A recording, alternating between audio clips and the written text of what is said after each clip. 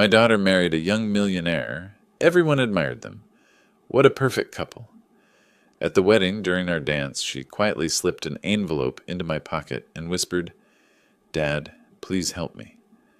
Before we continue, please subscribe to the channel and let us know where you're listening in the comments. The fork paused halfway to Michael Bradford's mouth. My future son-in-law was staring at my living room wall again, his eyes tracking to the corner where I kept my desk.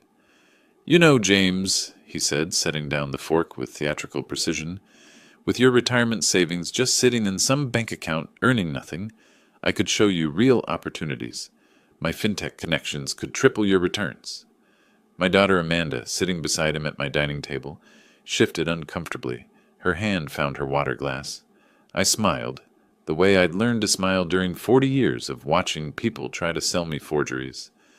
"That's kind of you, Michael, but at my age, I prefer boring and safe." He laughed, too loud for my small Richmond district dining room.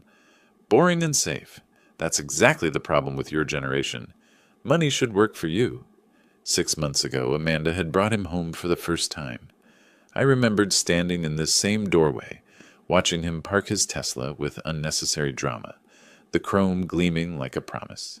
He'd gripped my hand with the enthusiasm of a politician, his watch catching the light. Expensive brand, no scratches, fresh from the store. While Amanda made coffee, I'd watched him survey my house the way auction appraisers examine estate sales, cataloging and calculating. "Successful fintech entrepreneur," Amanda had whispered to me in the kitchen, her eyes bright with hope. "He has an office in the financial district." I'd nodded, noting how his designer suit hung too perfectly, no wear at the cuffs.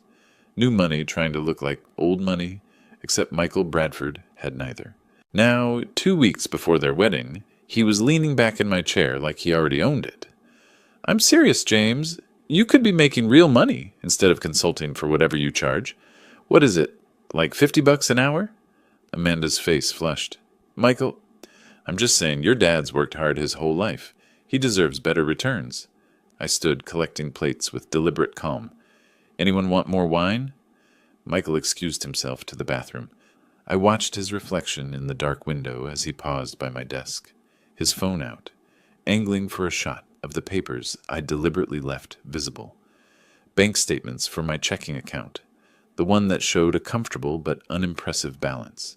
He didn't photograph the shelf above, where my stamp album sat dismissed as an old man's hobby. When he returned, Amanda was helping me in the kitchen. Through the partially open door, I heard him on his phone. "85,000 for a wedding," he said, his voice carrying that particular satisfaction of someone who thinks they're getting away with something. The old man's loaded. A pause. Jennifer, probably. His sister, my daughter's new best friend. "Just be patient," a woman's voice confirmed through the speaker. "Amanda's the key." "I know," Michael said. "She trusts me completely." I rinsed a dish, the water running cold over my hands. Amanda was laughing at something on her phone, oblivious, happy. I'd spent $85,000 on their wedding at Meadowood Napa Valley Resort because she'd looked at the venue photos with such joy. I'd written checks for upgrades, for Jennifer's vendor contacts, for every suggestion Michael made while he and his sister exchanged glances I wasn't supposed to notice. After they left, Amanda hugging me at the door with genuine warmth, I sat alone with my stamp collection.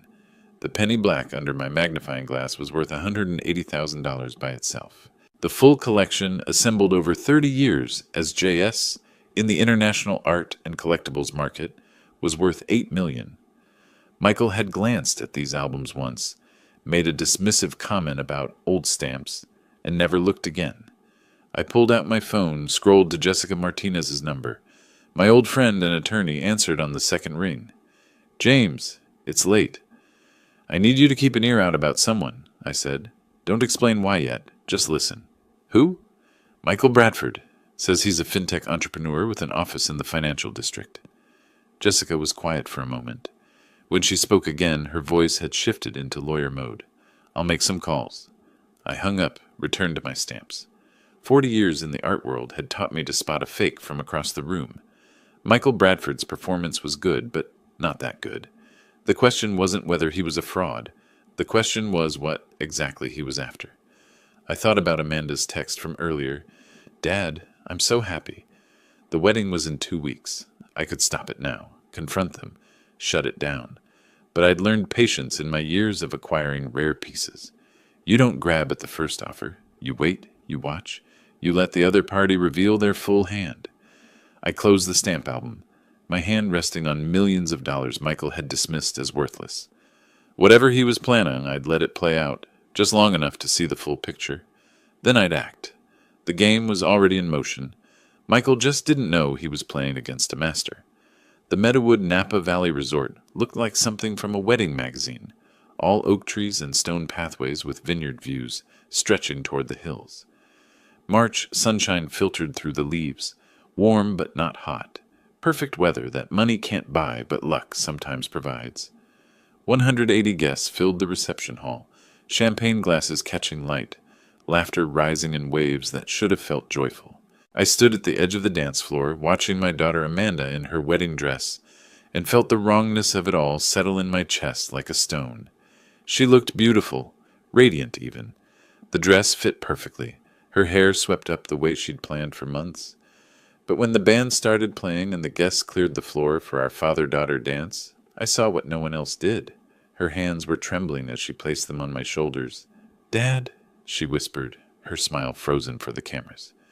I took her hand, began the slow rotation expected of us. 200 eyes watching, $85,000 creating this perfect moment, and Amanda's fingers shaking against mine like bird wings. She leaned close, her voice barely audible over the music. "Read it when you're alone. Please, Dad." The envelope slipped into my jacket pocket so smoothly that I almost missed it. Her eyes met mine for a fraction of a second. Desperate, apologetic, terrified. I kept dancing, kept smiling, finished the song. Then I kissed her forehead and walked with measured steps toward the restroom, my heart hammering against my ribs. The lock clicked. I braced my hands on the marble counter, pulled out the envelope with fingers that had gone suddenly cold. Hotel stationery. Amanda's handwriting, shaky but clear. "Dad, help me.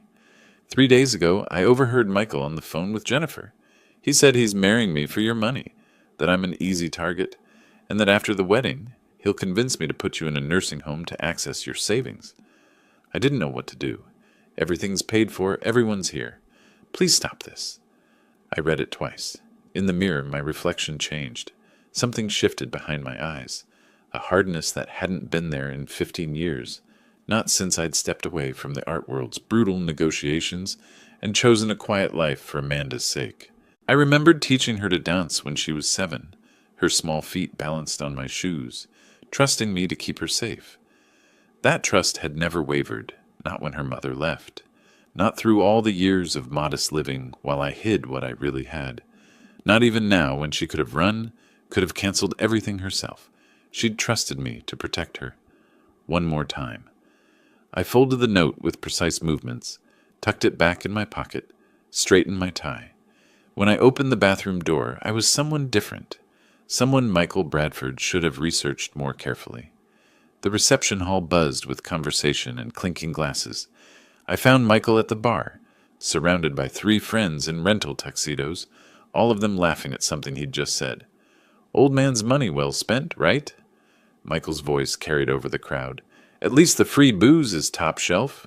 His friends laughed. One of them clapped him on the shoulder. "You're terrible, Bradford." "I'm smart," Michael said, grinning. "There's a difference. I give it 6 months before we have full access to his accounts. Amanda'll sign anything I ask." I was standing 10 feet behind him. Several guests had noticed me, their expressions shifting from amusement to discomfort.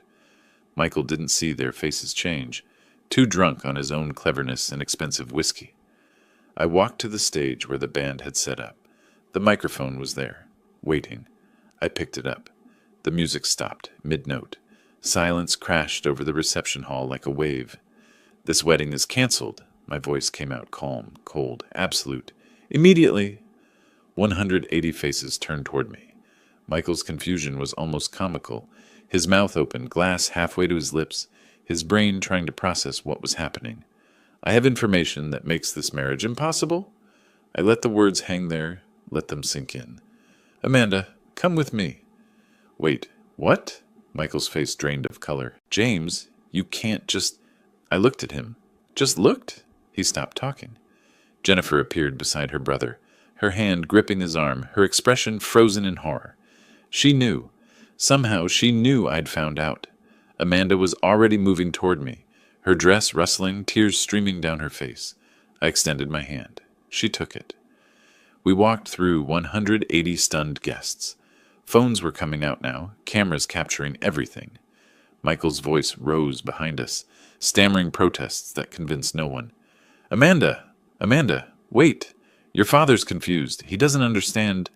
Jennifer hissed something at him. Shut up. Don't make it worse. How could it be worse? He knows. Somehow, he knows. The parking lot air hit us cool and clean. I opened my car door for Amanda, looked back once at the resort entrance. Michael burst through, Jennifer trying to pull him back, guests spilling out with phones raised like witnesses at a crime scene. I drove away. In the rearview mirror, Michael on his knees on the pavement, Jennifer's horrified face, 180 people watching his world collapse. Amanda cried quietly in the passenger seat. I reached over, squeezed her hand. It's going to be okay, I said simply. But first, they need to understand they made a very serious mistake. The car turned onto the highway, leaving Napa Valley behind.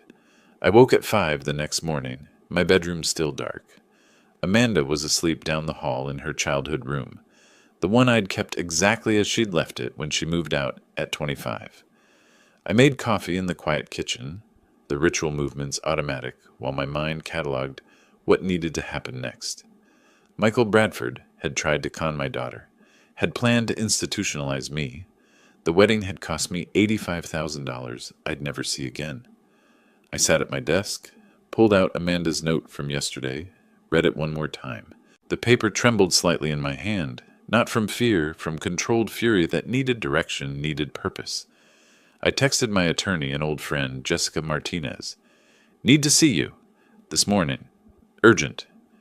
Her response came within 2 minutes. My office, 9 a.m. Jessica's law firm occupied the 15th floor of a building on Montgomery Street in the financial district. I'd known her for 30 years since she was a junior associate, and I was building my art collection under a pseudonym. She'd helped me structure my anonymity when I decided to step back from that world, to live quietly for Amanda's sake. Her corner office overlooked the bay, morning light turning the water silver. She stood when I entered, her expression already serious. Jessica had excellent instincts for reading emergencies. I handed her Amanda's note without preamble. She read it twice, her jaw tightening. Elder financial abuse. That's a felony in California. But we need evidence beyond this note. We need to know who we're dealing with. That's why I'm here. I need everything on Michael Bradford and his sister Jennifer. Jessica pulled out a legal pad, started writing. I'll start with public records, civil cases, credit reports where accessible. But James, if this goes legal, there are protective measures we should implement immediately, for you and for Amanda, whatever it takes. She looked at me and I saw recognition in her eyes. She remembered who I really was, what I was really worth. They picked the wrong target. Yes, I said. They did. That afternoon, I walked next door to my neighbor Bob Chen's house. Bob was 70, retired from the San Francisco Chronicle after 40 years of investigative journalism. We played chess every Wednesday evening, had for the past decade. He answered the door in his usual cardigan, reading glasses hanging from a chain around his neck. James, you look terrible. Can I come in? Over tea in his cluttered living room, books everywhere, old newspapers stacked in corners, I told him everything. Not about my hidden wealth, just the basics. Michael had tried to con Amanda, planned to manipulate her into putting me in a nursing home. The wedding disaster. Bob's reporter instincts activated immediately. His eyes sharpened, his posture straightened. Give me 3 days. If there's dirt, I'll find it. Bob, I can't pay... He waved me off. You think I'd charge for this? Some punk tries to institutionalize my chess partner? I still have sources everywhere. Courthouse contacts, financial records access. This is what I do. The next 2 weeks moved with brutal efficiency. Jessica called on day 4. Michael has 3 outstanding business loans totaling $1.5 million, all with different institutions. Bob stopped by on day 7 with a printout from a Nevada contact. Las Vegas casino debts. 800,000 through a high roller line of credit he defaulted on. Jessica again, day 9. IRS tax liens. 300,000. And Jennifer Bradford has 400,000 in debts from failed real estate deals. Bob delivered his full dossier on day 12, setting a manila folder on my kitchen table with satisfaction. The Tesla, leased. The financial district office. $500 a month for a co-working desk. His startup filed bankruptcy 14 months ago. And here's the interesting part. He was engaged 2 years ago to a woman from a wealthy Marin County family. Engagement ended suddenly with a sealed settlement. I opened the folder, studied the documentation, tax records, business filings, court documents, credit reports obtained through Bob's various legitimate channels. Michael Bradford's entire fraudulent life laid bare in 50 pages. There's a pattern, I said quietly. Oh yeah, this isn't his first rodeo. You want me to push deeper? Not yet. Let me think about how to use this. By mid-April, I sat in my home office with evidence folders spread across my desk. Jessica visited that evening with legal strategies, restraining orders, fraud documentation, protective measures for my assets.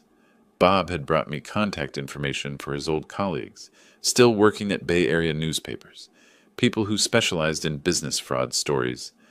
I studied Michael's photo from a Facebook printout Bob had included. Young, handsome, confident smile. The smile of someone who thought he was cleverer than everyone around him.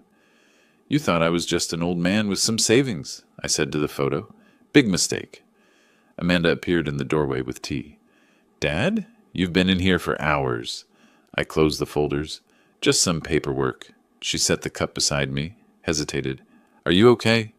You've been so quiet. I'm gathering information. When you move against someone, you need to know everything. Move against? What are you planning? I looked at my daughter, 33 years old, a school teacher, kind and trusting and hurt by someone who'd used those qualities against her. Justice, I said simply. He tried to use you, tried to cage me. That requires consequences, but first, I need the full picture. She nodded slowly, kissed the top of my head, left me to my work. I opened my laptop, pulled up an email I'd drafted earlier. Richard Preston, VP at Wells Fargo, someone I'd helped years ago authenticate a disputed Rothko for the bank's art holdings. Time to cash in that favor. I typed carefully. Richard, hope you're well. Wondering if you might review some concerning information about potentially fraudulent loan documentation. I attached a file Bob had prepared. Just facts. No accusations. Sent it.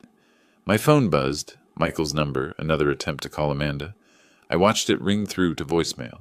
Let him wonder, let him worry. The trap was set. Tomorrow, the first piece would fall. 4 days into our investigation period, my doorbell rang at 10 in the morning. I checked the camera feed on my phone.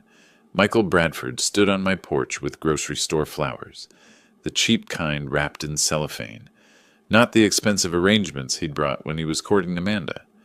I opened the door but didn't invite him in. James, his smile looked rehearsed, I think there's been a terrible misunderstanding.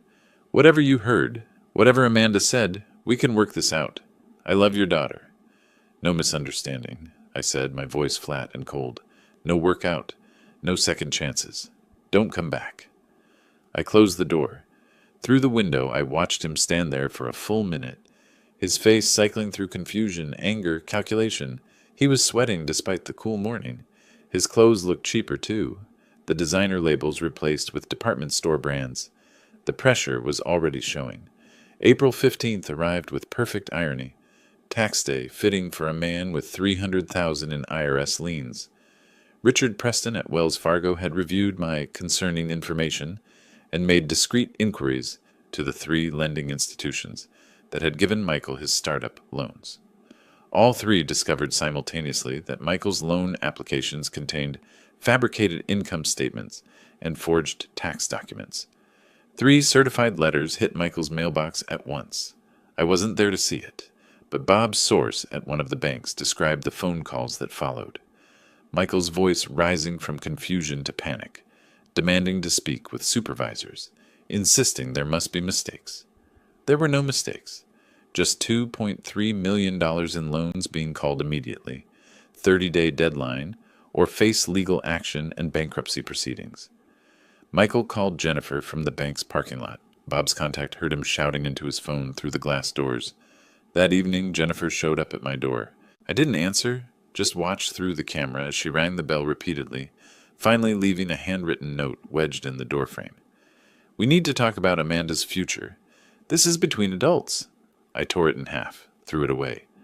The next day, an anonymous tip reached Bob's old colleague at the SF Bay Observer's business section. Just information about concerning patterns in local startup financing and authorities reviewing potentially fraudulent loan applications in the fintech sector. Vague enough to be legal, specific enough that people in Michael's circle connected the dots. His scheduled meeting with a potential investor got canceled via text. His co-working space manager sent an email reviewing lease agreements due to member complaints. The Tesla leasing company sent a late payment notice. His automatic payment had bounced. Everything was closing in. I maintained my normal routine. Morning walks through Golden Gate Park. Chess with Bob on Wednesday evening. Cooking dinner for Amanda, who was slowly recovering her equilibrium. Bob dropped by on Saturday with updates, speaking quietly while Amanda was in the shower.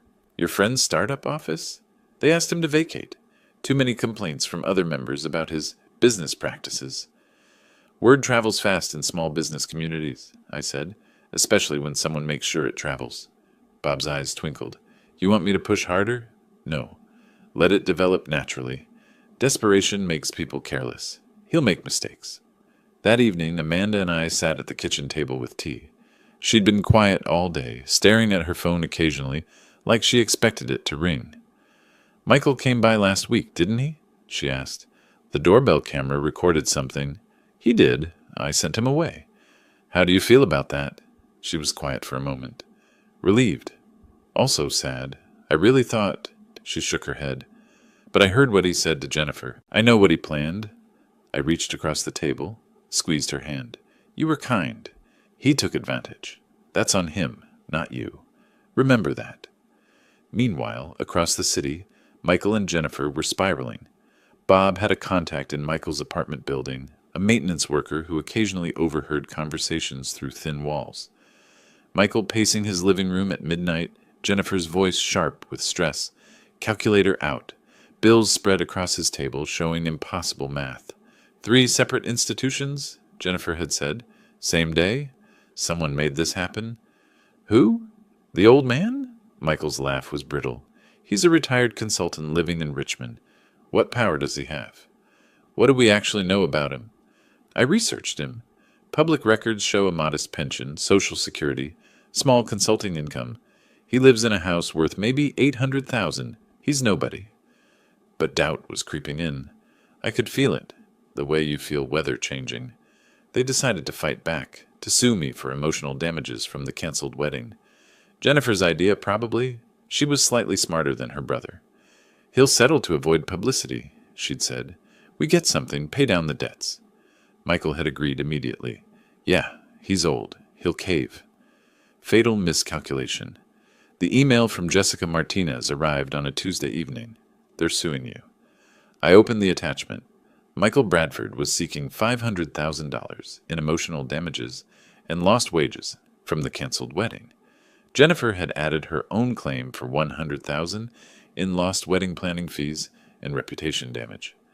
I started laughing. Actually laughing, a sound that felt strange after weeks of controlled tension. Amanda appeared in the doorway of my office, worried. Dad?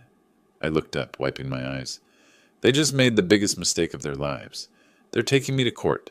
Her face fell. That's not funny. Don't worry. I was still smiling. They brought a knife to a gunfight, and they don't even know I'm armed. I forwarded the lawsuit to Jessica with one line. Time to show them who they're dealing with. Her response came immediately. Finally, I've been waiting for this. I closed my laptop, looked around my modest office. The Keith Haring print on the wall. Amanda thought it was a poster. Didn't know it was an original worth more than Michael's entire claim damages. My stamp collection and albums on the shelf. 8 million in philatelic rarities, disguised as an old man's hobby. Tomorrow, The real fight would begin, and Michael Bradford had absolutely no idea what was coming. Amanda had been living with me for nearly a month. She moved through my house like a ghost, quiet and withdrawn, processing everything that had happened. I gave her space, cooked meals she barely touched, and waited. One evening she sat across from me at the dining table. The sun was setting through the Richmond district fog, casting everything in gray-blue light. "Dad," she said quietly, "do you want to know exactly what I heard? The full conversation?" I set down my tea. "Only if you're ready to tell me." She nodded, her hands wrapped around her own cup like she was cold. "I need to say it out loud. I need you to understand why I couldn't go through with it." "I'm listening." She took a breath. 3 days before the wedding, I was at Michael's apartment. We were finalizing last-minute details. Seating charts, timeline stuff. I went to shower. Her voice dropped. Michael thought I couldn't hear him. He was on speakerphone with Jennifer. I heard everything through the bathroom door. I stayed very still. He said, "The old fool spent 85 grand on this wedding. Can you imagine how much more he's sitting on?" Amanda's voice cracked slightly. "He called you a fool, Dad." "Let him," I said quietly. "Fools are underestimated. That works in my favor," she continued, the words coming faster now, like she needed to expel them. "Jennifer asked if you'd just hand over money." Michael laughed. He said, "Not directly, but Amanda will. After the wedding, I convince her that Daddy's getting too old to live alone. Memory issues, safety concerns, you know the script. Nursing home, full financial guardianship through Amanda. She loves me. She'll sign anything I ask. Access to his accounts. Done." My jaw tightened, but I didn't interrupt. Jennifer asked what if you fought it. Michael said, "Then we lawyer up. Competency hearing. The guy's 65, lives alone, no other family. Easy case. Amanda gives me power of attorney. We're golden." Amanda was crying now, quietly. "I stood in that shower, Dad. The water went cold.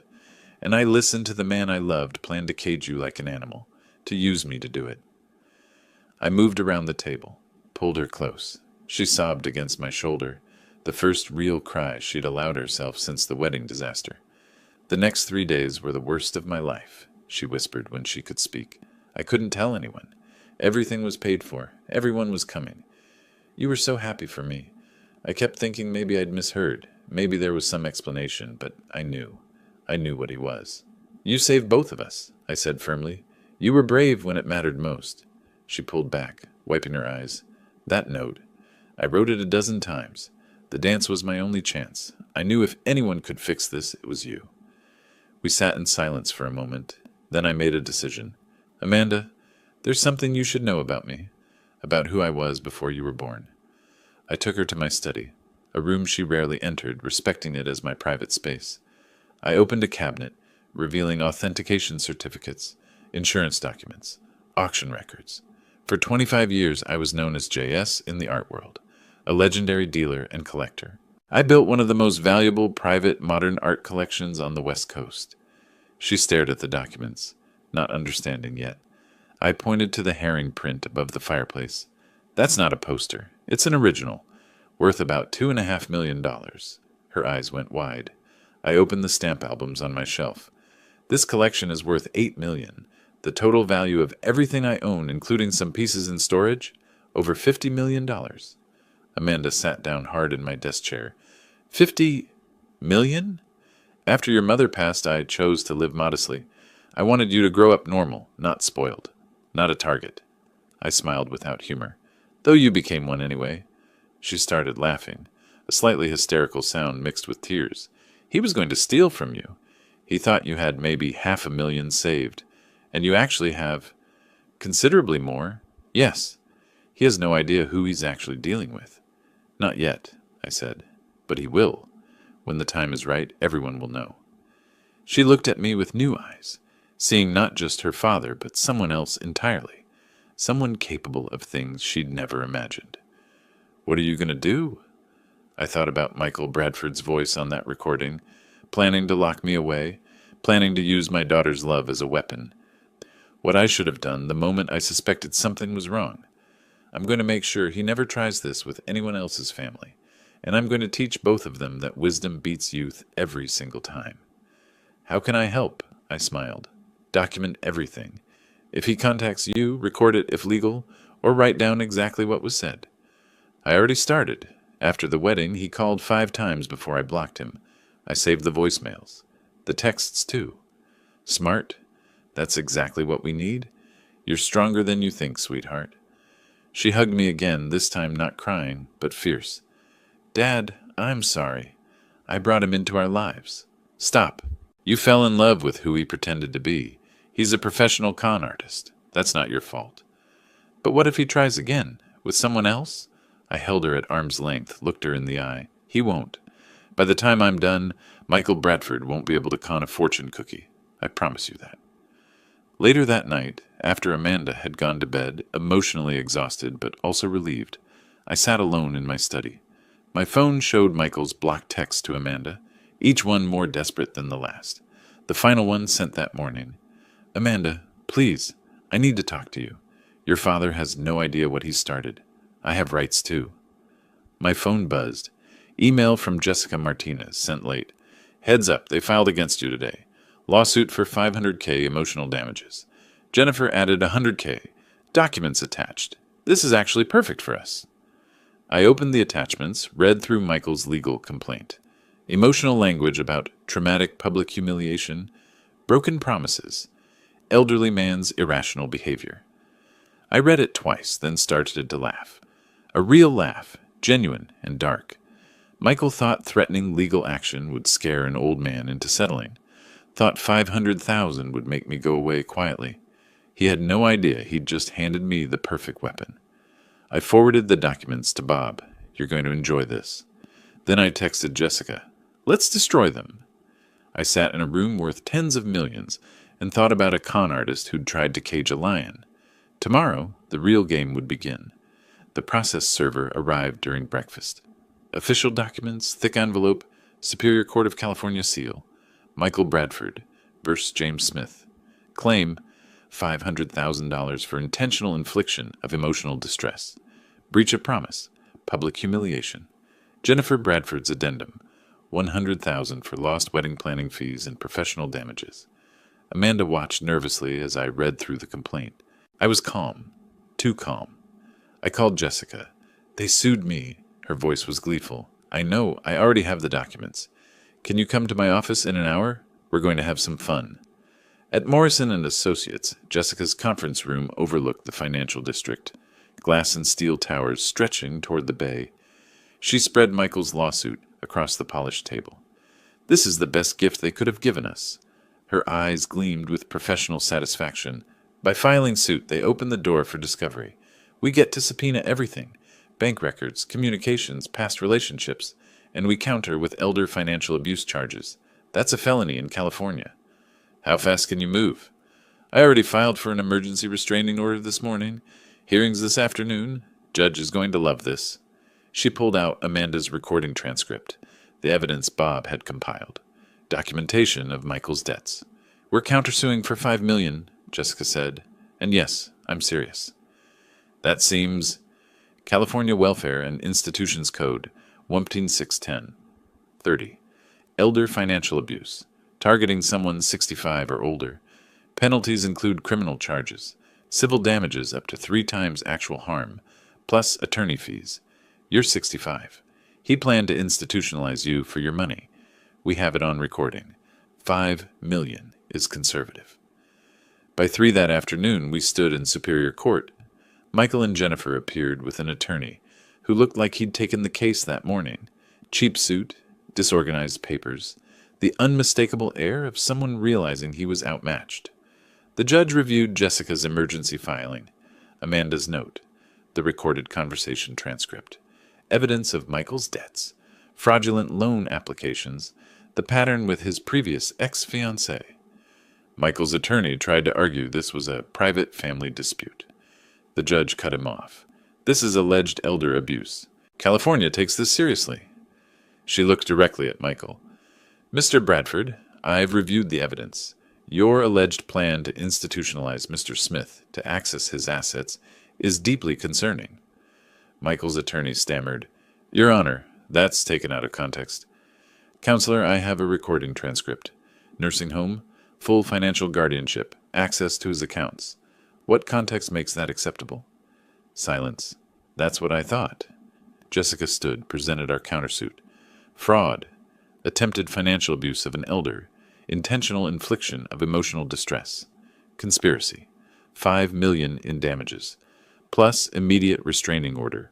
100 yards minimum distance from James Smith and Amanda Smith. Michael's face drained of color. Jennifer looked like she might be sick. The judge ruled from the bench. Mr. Bradford, Ms. Bradford, I'm granting a temporary restraining order, effective immediately. You are not to contact, approach within 100 yards, or communicate in any way with James Smith or Amanda Smith pending full hearing. This includes phone, email, text, social media, or third-party contact. Violation will result in immediate arrest. She looked down at her papers. Furthermore, I'm scheduling a preliminary hearing on the countersuit for May 15th. Mr. Bradford, given the evidence presented, I strongly advise you to secure competent legal counsel. This is serious. Michael tried to speak. I'm done, Mr. Bradford. Next case. Jessica and I stood. Michael and Jennifer remained seated, stunned. Their attorney was frantically taking notes, finally understanding how badly this had gone. Outside the courthouse, spring sunshine harsh after the dim courtroom, we walked toward Jessica's car. Michael and Jennifer emerged moments later, standing on the courthouse steps, exactly 100 yards away by law. I could see them clearly. Michael was on his phone, probably calling other attorneys. Jennifer was crying, the first time I'd seen her crack. I leaned on my walking stick. I didn't need it, but it emphasized my age nicely. Then I turned, looked directly at them across the plaza, made eye contact with Michael, raised one hand in a small, cold wave, then smiled. Michael saw it. Our eyes met across the distance. In that moment, something shifted in his expression. Recognition. Fear. The beginning of understanding that he wasn't fighting a scared old man, but someone who'd planned for this, who'd wanted this. I turned away, said something quiet to Jessica. She laughed. We walked to her car. Behind us, Michael and Jennifer stood frozen on the courthouse steps, beginning to understand they were in a fight they couldn't win. In the car, Jessica was already planning. May 15th, 10 days.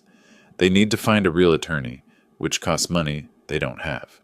Meanwhile, the restraining order keeps them away from you and Amanda, and I'm sending everything to the district attorney tomorrow. Will they fight or fold?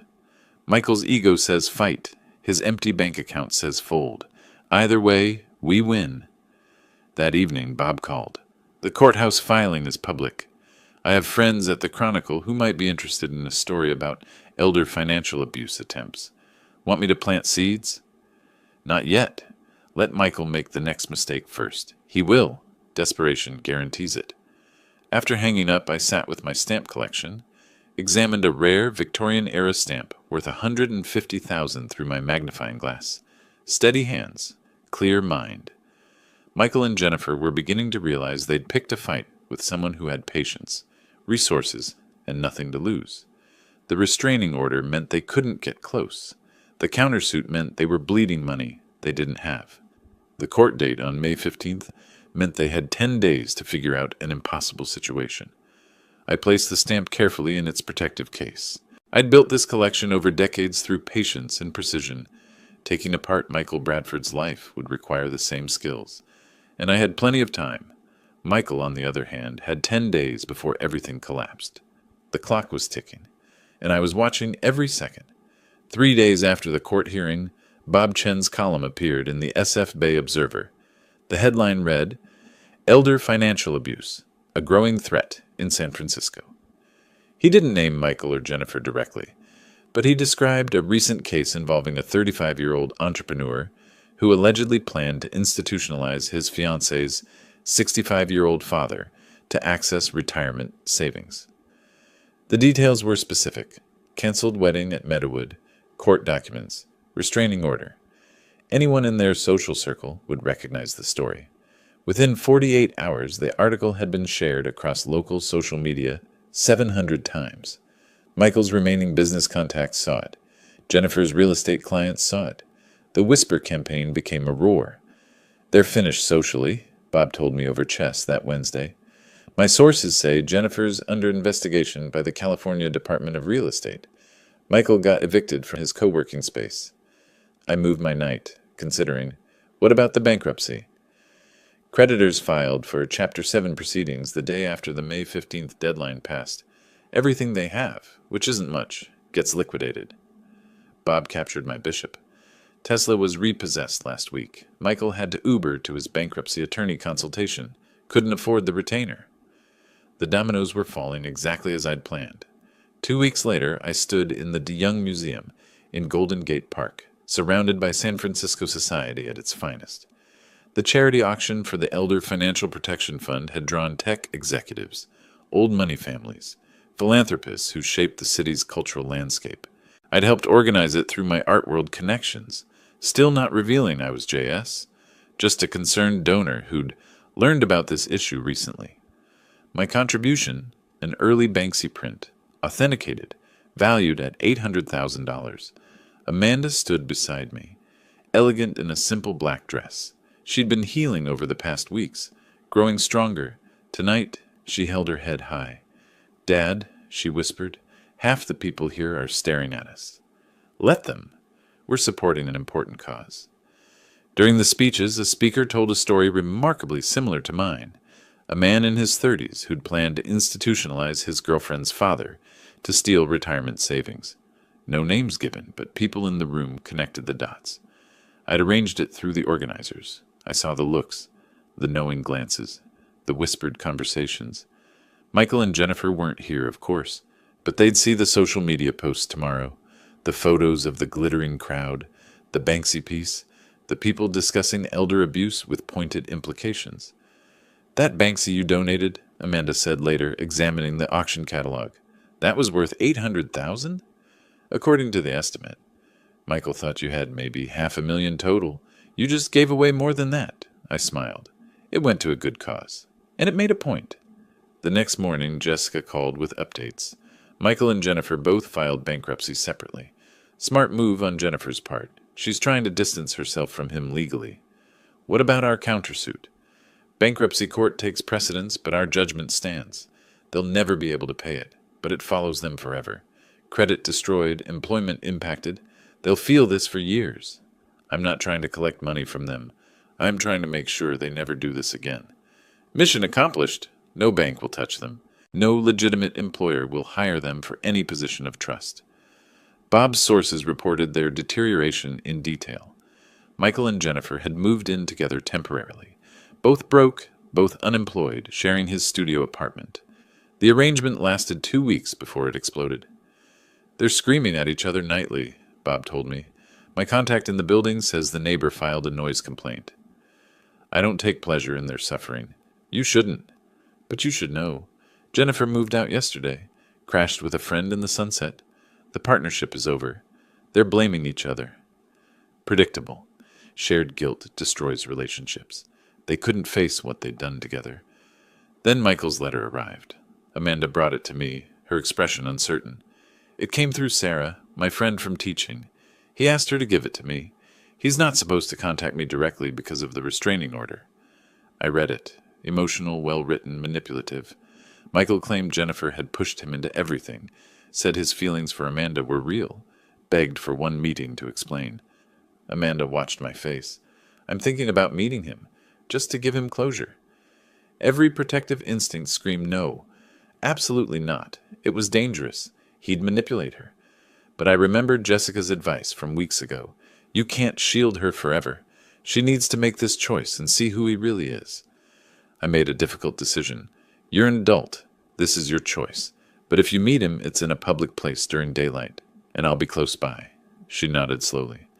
Blue Bottle on Hayes Street, Saturday afternoon. I called Bob. I need you at the cafe. Discreet. Recording device for safety. Already planning it. To Jessica. The restraining order, if Amanda initiates contact, that's legal.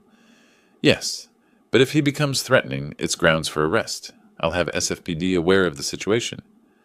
Saturday arrived. I positioned myself across from Blue Bottle in my car where Amanda could see me through the window. Bob sat inside at a corner table with a newspaper and discreet recording equipment. We'd arranged a signal, If Amanda placed her coffee cup at the edge of the table, I'd enter immediately. Through the cafe window, I watched Michael arrive first. He looked terrible. Unshaven, worn clothes, hollow-eyed. When Amanda walked in, he stood with what appeared to be genuine tears. I couldn't hear the conversation. Could only watch body language. Wait. Trust my daughter's strength. 15 minutes passed. 20. Then Amanda stood abruptly, placed her cup at the table's edge. I was out of the car and crossing the street before she reached the door.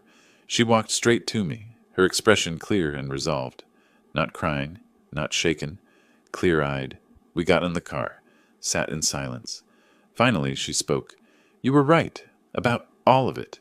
He asked me to get money from you. Even now, broke and desperate, it was about money. I took her hand. I'm sorry you had to see it. I'm not sorry. I needed to see it myself. Now I know. Bob called as we drove home. Got everything on audio. He violated the restraining order spirit by trying to use her to reach you, and he admitted hearing rumors about your wealth. That evening, Jessica called. The DA is filing charges.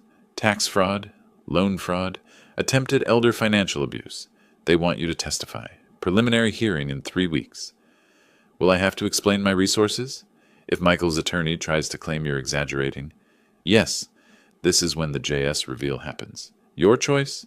Amanda was listening. She nodded at me. Do it, Dad. Let everyone know who you really are. You've hidden long enough, I decided. I'll testify.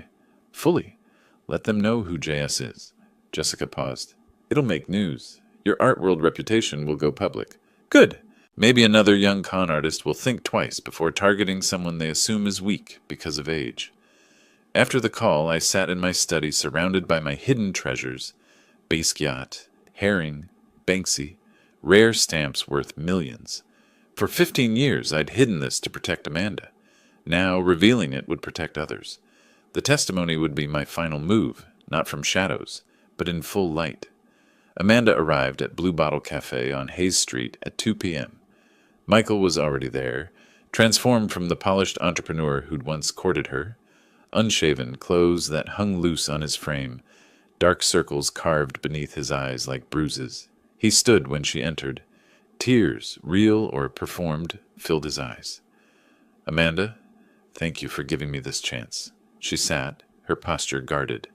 Bob Chen was 2 tables away, absorbed in his newspaper, the recording device active in his jacket pocket. Through the window, she could see her father's car parked across the street, exactly where he'd promised. Michael launched into his prepared speech. I've had time to think, what I did, what I became. His voice cracked authentically. Jennifer, she pushed so hard. She's always been about money, status. I got caught up in her plans. But my feelings for you were real. Are real. He reached for her hand across the table. She didn't pull away immediately, but didn't return the gesture either. Michael, I heard what you said to Jennifer. The nursing home plan. Using me to control my father. How do you explain that? He'd rehearsed this answer. I was performing for her. She was pressuring me, said if I didn't have a concrete plan, she'd back out of helping with wedding expenses. I said what she wanted to hear. I never meant it. Almost convincing. Amanda's expression softened slightly. The note I gave my father, that was the hardest thing I've ever done. I loved you. And I love you. Michael leaned forward, intensity replacing tears. We can start over. Maybe not here, not in San Francisco, but somewhere. I'll rebuild my life. I'll prove to you.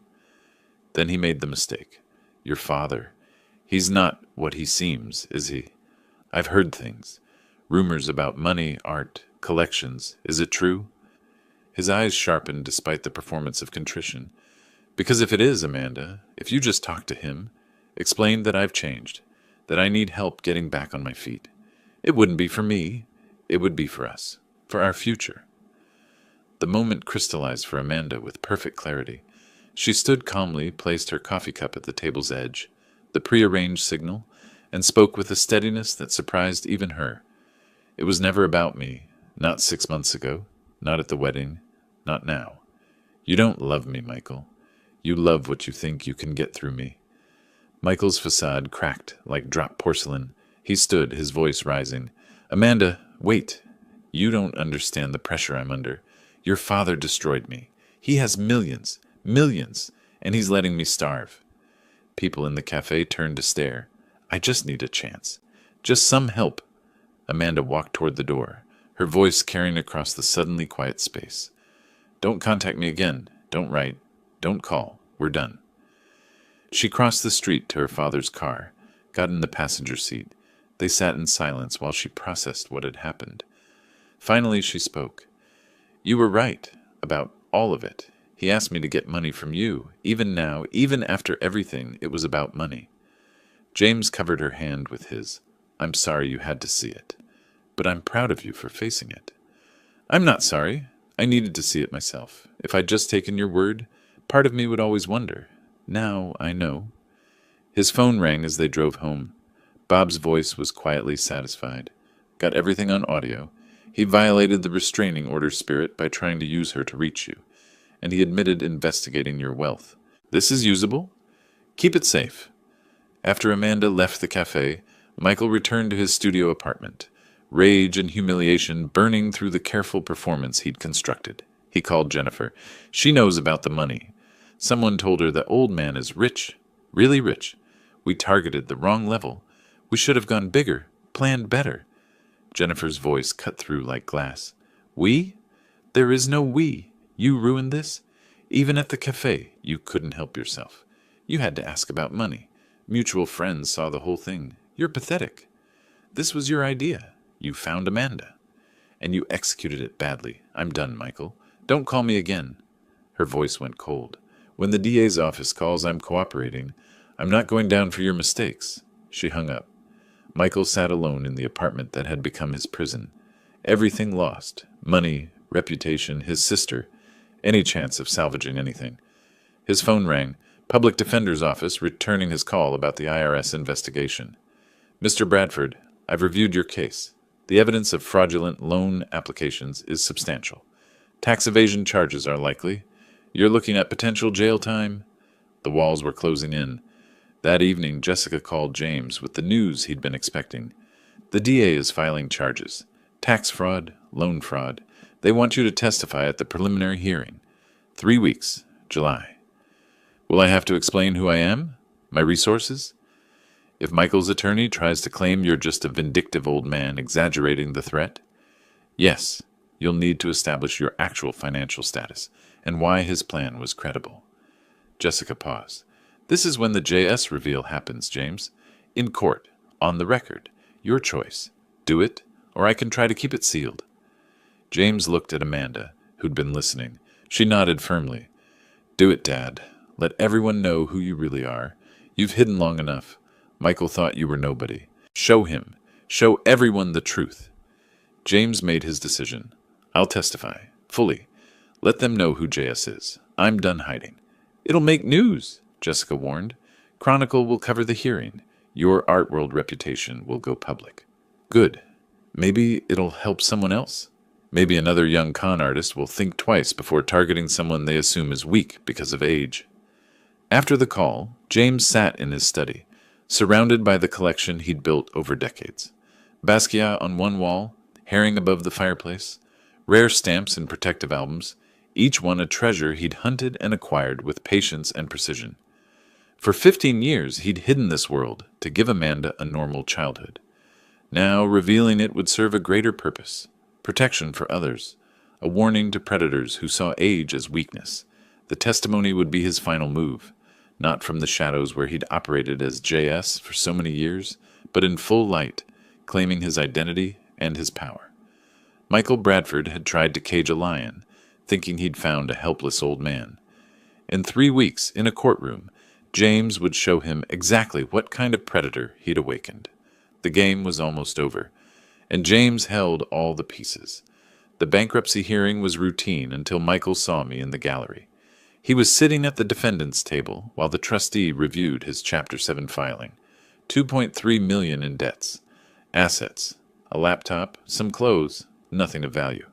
The fraudulent loan applications were being examined when Michael noticed me sitting 3 rows back. He stood suddenly, his chair scraping loud in the quiet courtroom.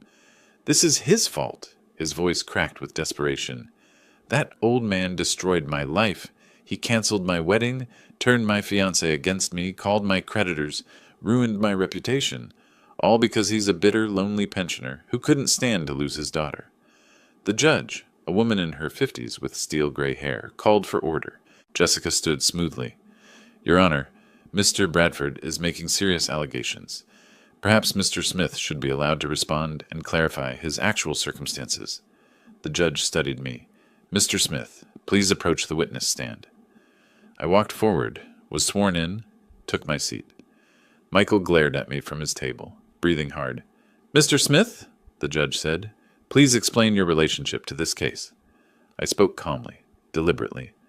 I'm James Smith. I'm 65 years old. I live in Richmond District, San Francisco. For the past 15 years, I've lived modestly to give my daughter a normal childhood. I paused. But Mr. Bradford is mistaken about who I am. Michael leaned forward. In the art world, I'm known as JS. For 25 years, I was one of the most active dealers in contemporary art on the West Coast. I built a private collection valued at over $50 million. The courtroom went silent. Michael's mouth fell open. I continued, my voice steady. Mr. Bradford targeted my daughter believing I was a vulnerable pensioner with modest savings. He planned to institutionalize me to access what he thought was maybe $500,000. I looked directly at him. He had no idea. My collection includes works by Basquiat, Haring, early Banksy pieces. My philatelic collection alone is worth $8 million. The painting Mr. Bradford walked past in my living room every time he visited? An authenticated Keith Haring worth $2.5 million. He thought it was a poster. Jessica approached with a folder. Your Honor, documentation. Authentication certificates, insurance policies, auction records. The judge reviewed the papers. Michael's face cycled through horror, humiliation, rage. He stood again, shouting, You had $50 million, and you let me think. You were playing me the whole time. Jessica's voice was ice. No, Mr. Bradford, you were playing yourself. Mr. Smith was living his life. You chose to target him and his daughter. The judge cut in sharply. Mr. Bradford, sit down. The court recognizes that Mr. Smith had every right to protect himself and his daughter from your scheme. The evidence of your fraudulent intent is overwhelming. I added one final statement. I lived modestly by choice, to protect my daughter from people like you. Turns out, even modesty wasn't enough protection. But I'm done hiding now. The world can know who I am, because people need to understand that age doesn't equal vulnerability, and that underestimating someone based on appearances is always a mistake. The courtroom erupted with whispers. Court reporters were typing frantically. Someone in the back was texting. By evening, the San Francisco Chronicle had the full story. Mystery collector J.S. revealed as James Smith, art world legend, foiled fortune hunter's plot. The article was comprehensive. The canceled wedding, Michael's scheme, the bankruptcy. My collection with photos of the Haring, selected stamps, a Basquiat, quotes from art world figures expressing excitement about finally knowing J.S.'s identity. My phone rang constantly. Interview requests, art publication features, museum exhibition proposals. Bob stopped by that evening, grinning. You're a celebrity now. How does it feel? Strange.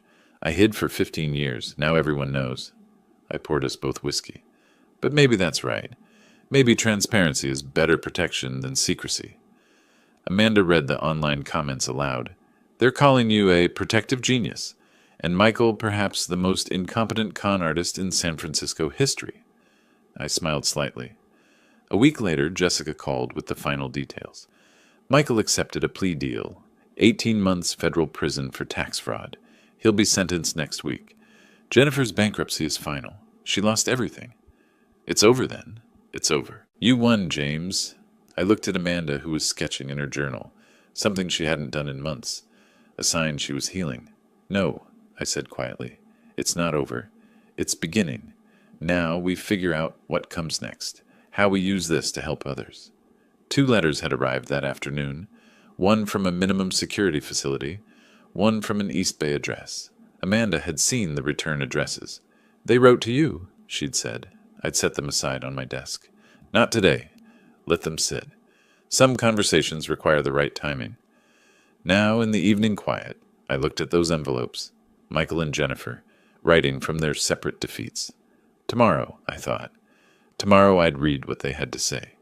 Tonight, I sat with my daughter and watched her sketch, and felt something I hadn't felt in 5 months. Peace. 3 weeks passed before I opened the letters. It was a Saturday morning, late August. Amanda brought me coffee and said quietly, "Are you going to read them?" I picked up the first envelope. Michael's handwriting, return address from federal prison. "Mr. Smith, I'm writing this from a place I never imagined I'd be. 18 months feels like forever when you have nothing but time to think about your mistakes. I was blinded by greed. I looked at you and saw a target instead of a person. I looked at Amanda and saw access instead of the woman I claimed to love. You were right to stop the wedding. You were right about everything. You gave me a lesson I'll never forget. I don't expect forgiveness. I don't deserve it. But Amanda deserves to know I understand what I did to her, and I'm sorry. I hope she finds someone worthy of her. It was never me." Jennifer's letter was shorter, written on cheap paper. "Mr. Smith, I've lost everything. My license, my career, my savings, my brother, my reputation. I'm working in a call center making $11 an hour. Some mornings I don't want to get up. But I do, because I have to live with what I've done. You had every right to stop us. We planned something cruel, and thought we'd get away with it because you were older and seemed alone. We were wrong about your circumstances, but more importantly, we were wrong about who you are as a person. Thank you for not destroying me completely when you could have. I'll spend years paying my debts, but at least I'm free. That's more than I deserve." Amanda asked, "What will you do?" I thought carefully. Then I wrote 2 responses. To Michael, "Your apology is accepted. Use these 18 months to become someone different. The doors to my life and Amanda's are closed permanently, but the doors forward are always open if you choose to walk through them honestly. Learn from this." To Jennifer, "Your apology is accepted. Rebuild your life with integrity. Stay away from my family, but know that I don't wish you continued suffering. What you did was wrong. Your consequences are appropriate, but consequences aren't forever. Character changes are.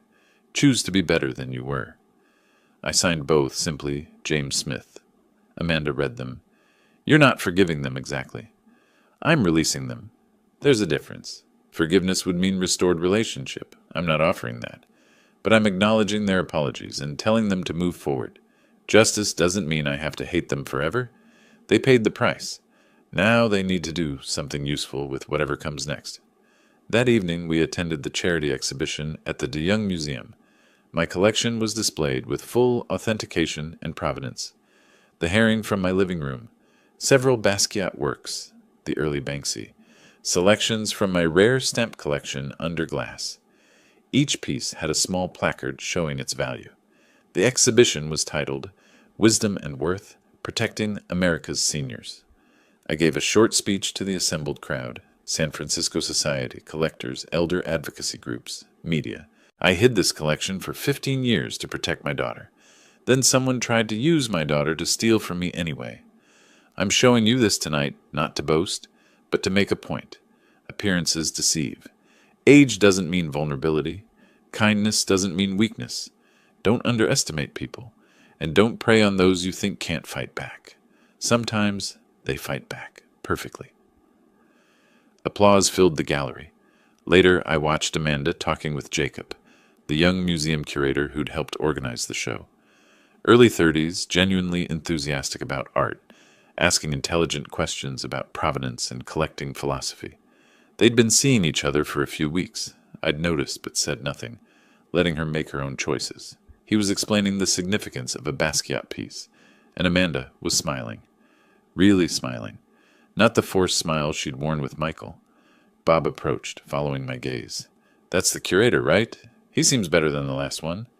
"Substantially better. He hasn't asked about my net worth once." Bob laughed. "Low bar, but fair." Jessica joined us. "So, JS, now that you're public, what's next?" "I'm thinking about making this fund permanent. Maybe establishing a foundation, using the collection to teach people about protecting themselves. Seems like a better legacy than sitting in my living room." The exhibition ended. Amanda and I drove home together. "I'm proud of you, Dad. You could have just called the police. Instead, you taught them a lesson they'll never forget, protected other people from them, and turned it all into something positive. I had resources they didn't expect. Not everyone does. That's why the fund matters, helping people who don't have $50 million to protect themselves. At home, I returned to my study, pulled out a new acquisition, a penny black 1840 stamp I'd purchased at auction for $300,000. I examined it through my magnifying glass, the detail incredible even after 185 years. I thought about the past 5 months, the canceled wedding, the investigation, the legal battles, the JS reveal, the victory, but mostly I thought about Amanda, safe, healing, learning to trust again but more carefully. The stamp went into its protective sleeve. The album closed. Life continues. I'm no longer hiding. The people who tried to use me are living with the consequences of underestimating wisdom, experience, and a father's love. The best revenge, I realized, wasn't destroying them. It was living well, openly, and making sure they could never do it again. That's justice. That's enough. Through the window, San Francisco lights twinkled in the dusk. Somewhere in that city, Michael sat in prison learning hard lessons. Jennifer worked late at a call center. They were living with consequences, but they were living. That's grace. The album on the shelf contained millions in stamps. The walls held millions in art. But the real treasure was in the next room. My daughter, safe and happy and wise now. That's the victory that matters. I turned off the study light and walked toward the sound of Amanda's laughter. If you liked this story, please like this video, subscribe to the channel, and share your impressions of this story in the comments. To listen to the next story, click on the box on the left. Thank you for watching.